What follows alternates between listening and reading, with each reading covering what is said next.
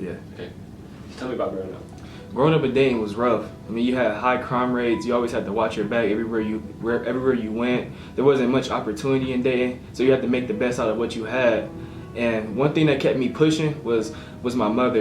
I grew up in a house full of women. There was my two sisters and my mother. That's all I had, and they kept me pushing and kept me motivated. And not only like growing up with a house full of women, not only did that motivate me, but it like helped me become a man a lot quicker than what I had to. I had to become a guardian. So like I had to walk my sister back and forth from school. Had to make sure she was safe. Had to make sure nothing happened to her. Now I know you're probably wondering like, oh, he's not mentioning his father. Well, that's another story. Like my father wasn't around. Like I've seen him probably about 2 times in my life. So that's another thing I have to deal with. You know, I had to become strong mentally, physically, and emotionally. And not only did I lose friends to violence, but I also lost a recent family member during this campaign. I lost my grandma like a week ago to cancer. So I'm still dealing with that. And so I always keep that in my head whenever when things get rough.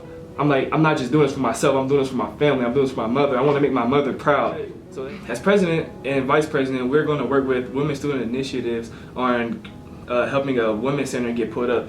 Now, this topic really like touches my heart because as I mentioned earlier, I grew up in a house full of women and I had to learn to protect them and be their guardian, along with having to become a man at a faster rate than other people had to become. So having a women's center on campus would mean a lot to me and the women on campus, because like they'll have their safe place where they can go to, along with there's going to be people there that they can talk to about situations, because a lot of women don't feel safe talking to a certain group of people. Ending bullying on campus is huge to me.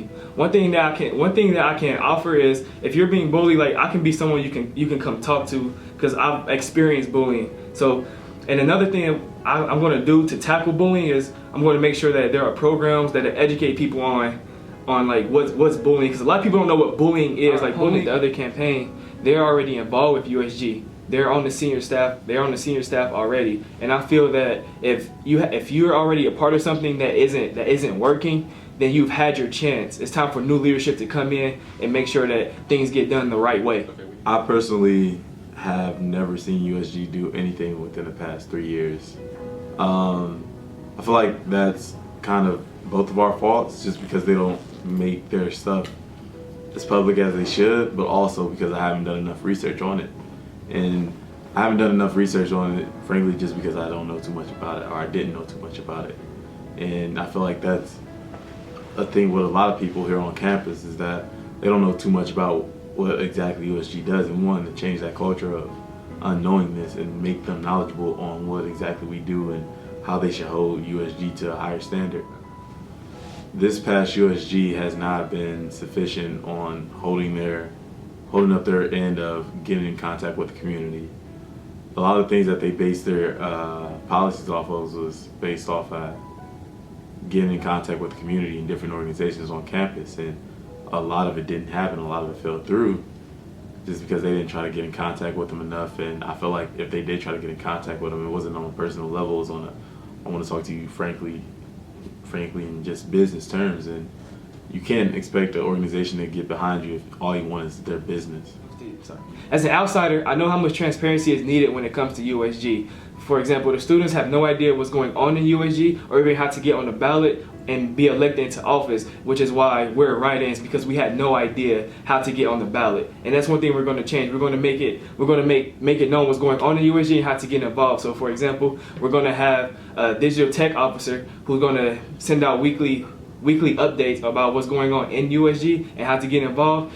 And we're also going to have town halls so that students can come voice their concerns and ask as many questions, and we can get back to them about that. Because right now there's weekly meetings with the cabinet, there's weekly General Assembly meetings that everyone can attend. So we're going to transfer the information that was spoke about in those meetings to our town halls. We have a lot of support from both our head coach, Evan Meyer, and our athletic director, Gene Smith. And being a part of the highest brand of athletics in Ohio State University, we want to be able to connect both the athletic world and the regular student world and try to bring it into USG to make something that has never been done before. And I'm super excited about that. It's something that I have a lot of plans for, and I can't wait to get started if elected. Ohio State athletics in general is one of our biggest resources on this campus, so why not let all the students on this campus benefit from everything that the athletes have brought in? I'm going to use my platform as an athlete to push for real change for this university, whether it's in the sexual assaults that happen on campus, the harassment that the LGBTQ community gets, or any other culture in general gets. There are so many different minorities on this campus that don't get their voice heard just because they're not the majority, and I want to bring all those together, from, like I said, LGBTQ to the athletics, to the Latino community, to the Islamic community, to the Jewish community, to the atheist community. From as far as the eye can see, I want to bring everything together as one. Now you have two choices in this upcoming election. You could choose new leadership who's going to take this university and move it in a better direction, or you could choose someone who's already a part of USG and who's actually on the who's been in the executive cabinet and had their chance already. I'm currently not involved with USG, but I've educated myself on USG, and I've also held multiple leadership roles on campus that makes me more than qualified to take on this position. It is my duty to be a strong ally in this community.